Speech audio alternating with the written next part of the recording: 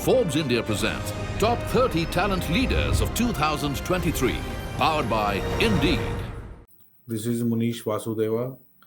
I am currently working with the House of Siemens, Siemens Limited, as Vice President, People and Organization, primarily responsible for two different roles. In one of my roles, I lead the talent acquisition function for Siemens India across all group companies. And in my second role, I lead the HR function for the energy businesses of Siemens in the country.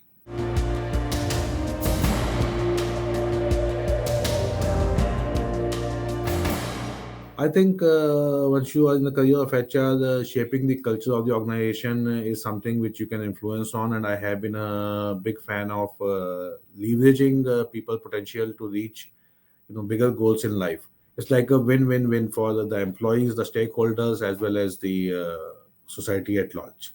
That's how I maybe wanted to pursue a career in HR.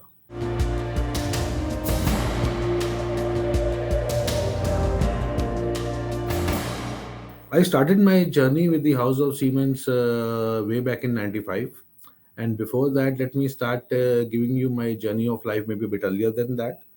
I have an intercultural schooling. I have been a part of the government school. Then I moved on to a Catholic school. Then I moved on to a public school in Delhi.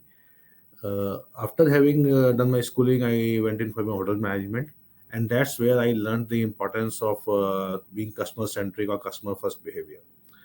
Uh, at that point of time, I also realized that I have a lot of passion towards working with people, working for people, and trying to leverage the people potential. And I chose to go in for my master's in human resources. I did from one of the prestigious campuses of the country, and then also did my law simultaneously. Having done my MBA in law, I started my career with the European multinational, and by the time I joined the company, it became an American company. So, the VUCA world, what we talk of today, is something I experienced way back in '93. After having worked for about 2 years over there, then I moved on to the House of Siemens, and since then it has been a very cherishing journey. Started with the telecommunication business of Siemens, which later on got hived off. Then moved on to set up a greenfield for Siemens Power Engineering. Having set up the greenfield, then moved on to a regional structure and handled the northern region of the country. Also had a very interesting exposure towards eastern region of the country. Then moved on to the corporate functions and handled the mergers and acquisitions as well as comp and benefits for Siemens in South Asia. And then came a very big break in my life where besides handling the energy businesses, was also responsible for setting up one of the biggest projects in the history of Siemens in power transmission. That was in Qatar way back in 2006, 2007.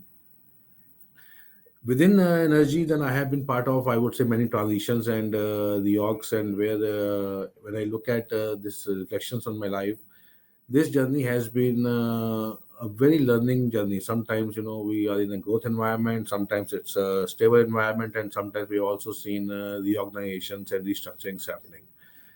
Tough market to be in, but really an interesting journey where you have been able to leverage people potential.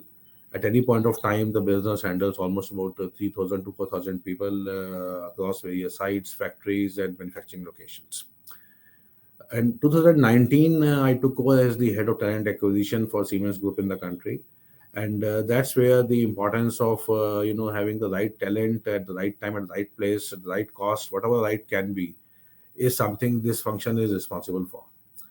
This function for me has been a game changing function because the moment I took over this function, within a span of 2 quarters, COVID hit us.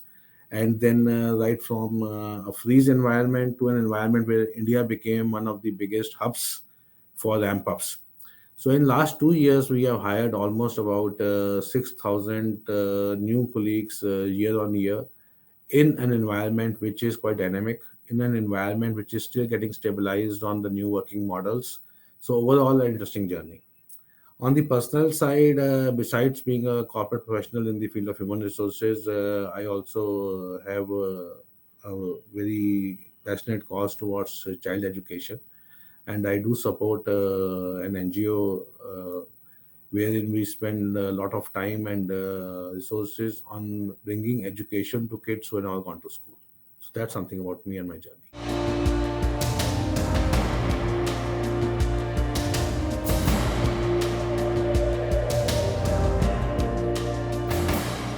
I think the biggest challenge which today we all face in this industry right now is everyone is a unique individual.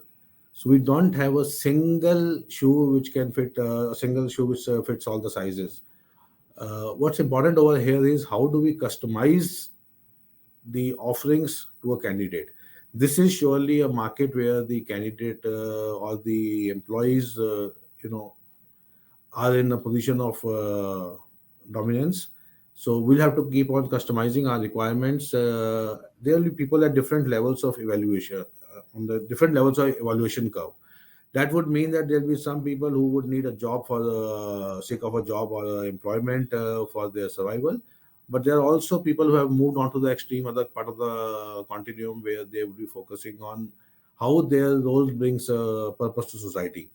So I think that's a very important parameter on what drives individual. How do we customize that requirement? And also, end of the day, it's important to look at how this balancing of gig economy and a full-time employment that's going to work. In another aspect, what we see a challenge in talent attraction and management at this point of time is, in the post-COVID times, in the hybrid working models, a balance between digitalization and being on social media versus an emotional bonding. I think the right match is yet to evolve. We are still in the stage of evolving what could be a right balance, but I think each one of us is on a learning journey, and surely there will be a right balance found soon.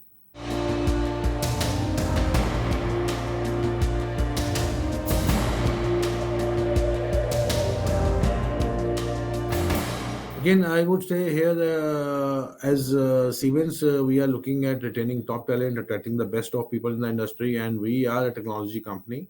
So, technology would mean the best of brains to be with us to, take the entire planet to the next level of innovations. So, customization will really be a key, a balance between meeting the individual needs of people through offering of gig employment, part-time employment, various models of employment. However, it's important to also build a good strong nucleus, and for us the core of the business, the nucleus, is also going to be very important. So how do we actually build a core, the nucleus, and then also augment that with individuals, with teams, in a networked environment. So networking, collaboration would be a very important parameter in the employment models as well. We'll not be able to have all employees working with us on full-time basis. There will be people working on full-time. There will be people working on part-time. There will be partners working with us. There will be partners collaborating on topics. Universities and campuses will play a very big role in taking innovation to next level. So I think it's going to be a highly networked environment where it's like, I can give an example of rafting. You will never have a single leader at all points of time.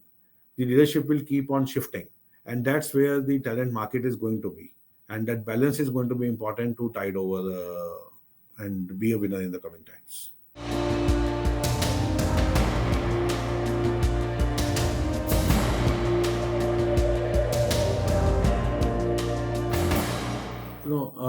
Personally, I would say I am a big fan of two personal values. One is respect, and second is ownership.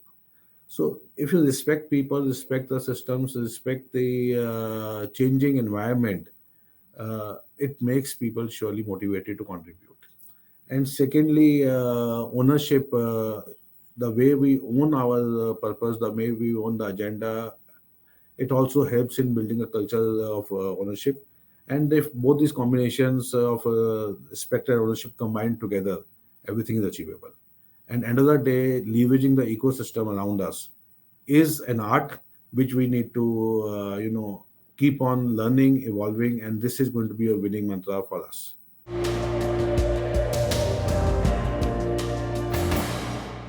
If I was not a talent leader, I am sure I would have been a social entrepreneur in the field of child education. and that's something I am also working towards in my passionate way by contributing to social causes, especially in the field of education.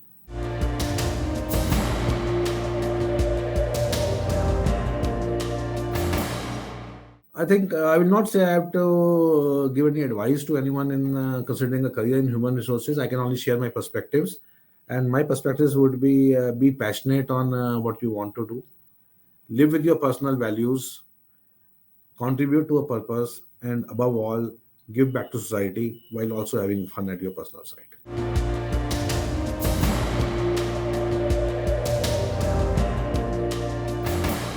So on the professional front, I think this is a time for me to also contribute back in a bigger way, both to the corporates and to the society.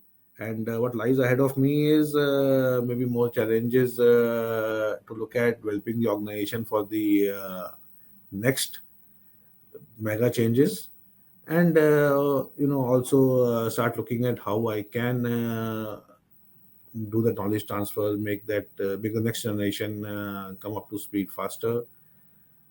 End of the day, it's going to be something what I can leave back as a legacy for people in my organization and in the society at large to work on. Forbes India presents Top 30 Talent Leaders of 2023, powered by Indeed.